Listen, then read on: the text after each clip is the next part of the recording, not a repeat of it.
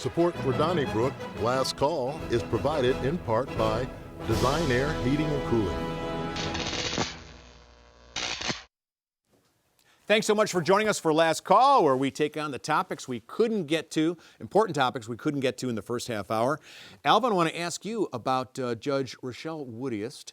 She threw out that case against two bar owners. One of them, Chad Morris, I believe, had been accused of misdemeanor assault of a police officer stemming from a December 2023 incident when a police officer, or rather a police cruiser with two officers inside, just ran into these guys' bar. And then when the owners of the bar came out, the police officers put one in handcuffs and chased the other, and then I guess basically pressed charges for misdemeanor assault, which seems really weird because it was the police officers who caused most of the damage, and yet the bar owners were being prosecuted. But Gabe Gore, the circuit attorney for the city of St. Louis, kept prosecuting despite all evidence that basically these guys were the victims, not the perpetrators.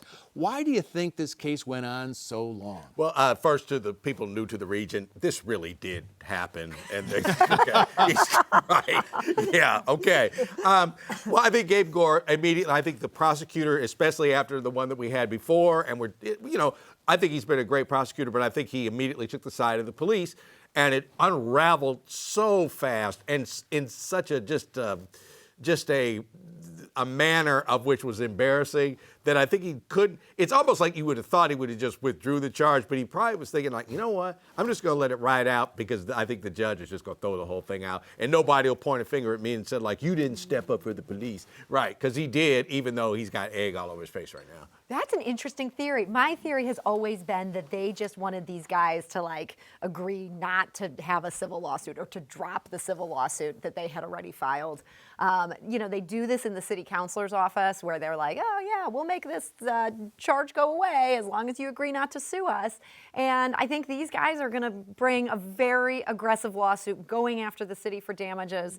I think these charges being thrown out is only going to make this a higher dollar lawsuit. So I think if that's what the city was trying to do, it backfired. And a higher profile. Yeah.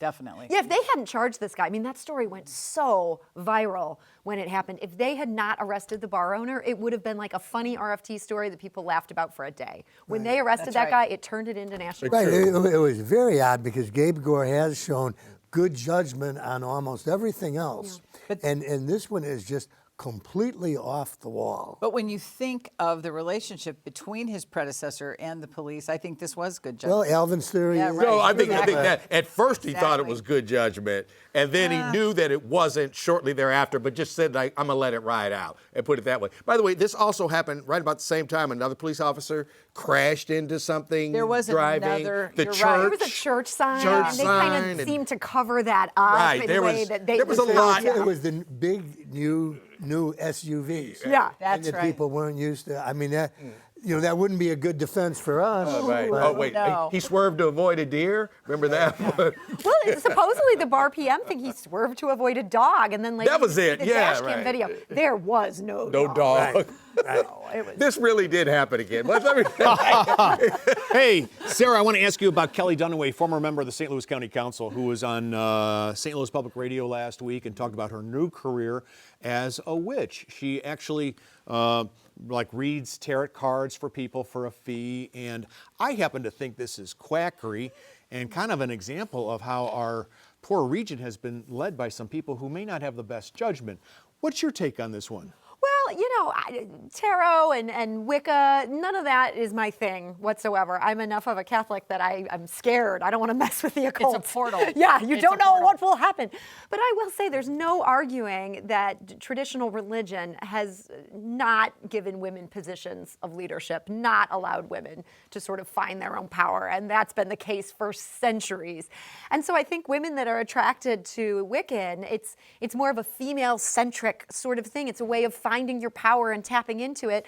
And I say, more power to her. I think that good for her. If she's able to find clients who want this kind of advising, it seems like a good move. Well, I remember a fella I wrote about who was Wicca, and he was a guy. and he was a sex offender, and he was terribly offended that he said to me, "Halloween is like our Christmas." And I'm supposed to keep my lights off on Christmas? Yeah, see, I think you buried the lead. I Right. mean, the fact that he was Wiccan and he was a Sagittarius and he was a sex offender. Yeah. Well, I'm not saying that they go together. I'm just trying to say that there are men who are Wicca. Yeah. Would they be, I thought they were warlocks. As a long I think you are. If you're not a witch, you're a warlock. It's one where it's like, okay, like, right, I'm not a tarot card person and all that. But at the same time, I think there is something to the ethereal that really is there. And I think it has to do with space and nature. You know, and nature. Yep. And so thus, I kind of get it. All right. I don't think it's really like a religion more than it's just like that there's a belief that there is more to all this than we can understand. Well, Each his own.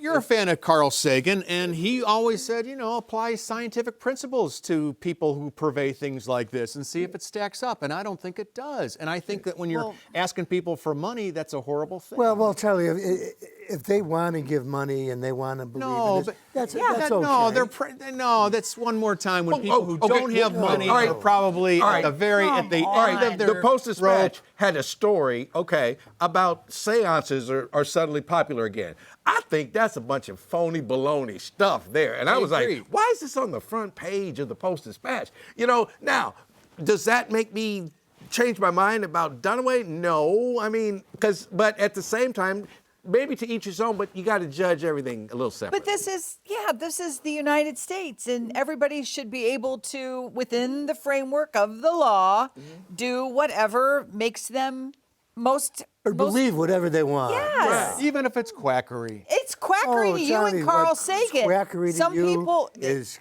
logical to somebody Right. else. Yeah, but I just feel that there's too many people being taken advantage of. Charlie, that is a long list of. It is. a It is. So very why long add list. to it? I Pretty don't much. think that that's And- what all she's right. doing. I think she's being very earnest. I mean, Well, being might honest, believe wait, that. hang on a second. Louis XIV is talking to me right Yeah, now. exactly. and some of us have Bill, made a career out of being witches. Speaking of so- frauds, she's not fraudulent yet, but let me ask you, Bill.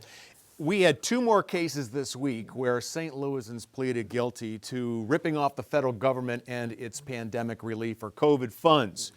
One is Dana Kelly and the other is Corey Elliott, but they join a long list of people who have either been accused, like Courtney Merritt's, the husband of former Congresswoman Cori Bush, but also John Deal, the House Speaker, and people like Connie Bobo. And we've had a quick Google search. I found at least 9 St. Louisans who have been convicted or accused of this. Is this part of, is this part of the big problem here in St. Louis? That people Well, it's part of the big problem everywhere, and I think what it really goes to the fact that white-collar crimes are not punished nearly as hard as if you go rob a 7-Eleven, and admittedly, there might be a firearm held on somebody, but you're going to get a lot of time. But the legislators have always been a little bit soft on white-collar crimes because they think there, but for the grace of God, go I. And so these people who steal $1 million or $700,000 of COVID funds, they're looking at a few months probably, and a couple of years at most. And I'm afraid if it doesn't encourage them, it doesn't discourage What them. did the Washington Post put on its masthead? Democracy dies in the darkness. You've got a greatly reduced fourth estate these days, and so I'm sorry. I think that there's a lot to that. You don't have the same beat reporters at certain places. Sorry. That's true. Well, that's true, but I think we could have 3 daily newspapers and people still gonna steal. And people are still going to It's do human nefarious nature. things. It's terrible. And my whole thing with this is like say, there's the person that holds up the liquor store, the 7-Eleven. There's a person that does this. But people who steal COVID funds or run scams in the name of diseases or things like that, to me, they're stealing from the people that died from COVID or actually got COVID. They're not stealing from the government. They're stealing from a cause. And that's why they should really do the time. Oh, and then they stand up and say, I just want to give back to my community like I'm accustomed to. Yeah.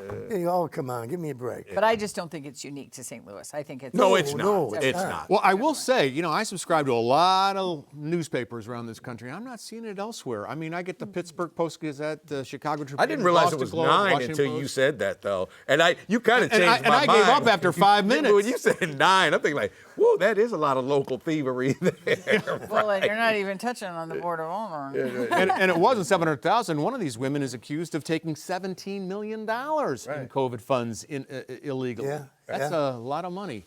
I mean, I wouldn't work for that little, but I still think Hey. it's a lot of money. Hey, thank you so much for joining us. We'll have another edition next week.